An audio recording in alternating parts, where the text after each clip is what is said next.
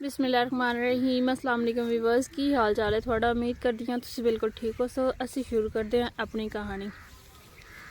जिस तरह मैं थानू पहले दस्या है भी उन्हें अपनी बेटी जी है भेज दी, रुखसत कर दी इस शरत ते मैं अपना बेटा जोड़ा ना थोड़े अल शादी उसकी करनी है, तुसी अपनी बेटी का मैनू रिश्ता दो। बेटी चली गई।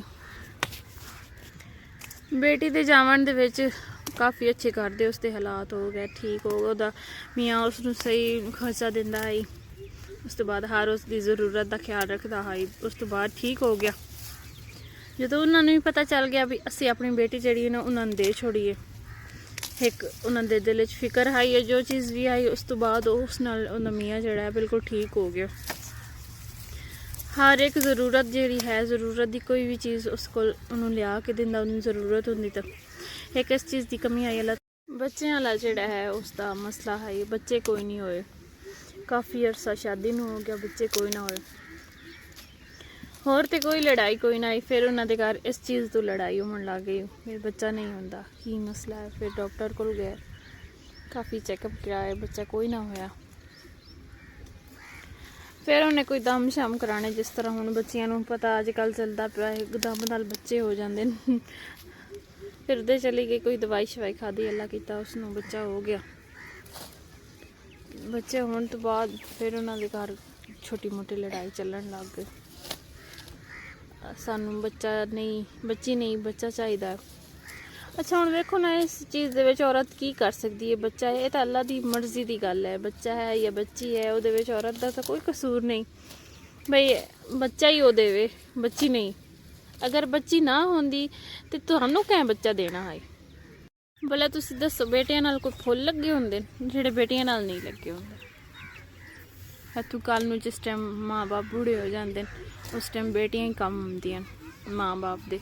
बेटे तो शादी कराई साइड हो गए अपनी बीवियां नाल। ते फिर बीवियां आख्या खबरदार जे अपनी माँ नूं बुलाया, तो खबरदार जे ते अपने अब्बू नूं बुलाया।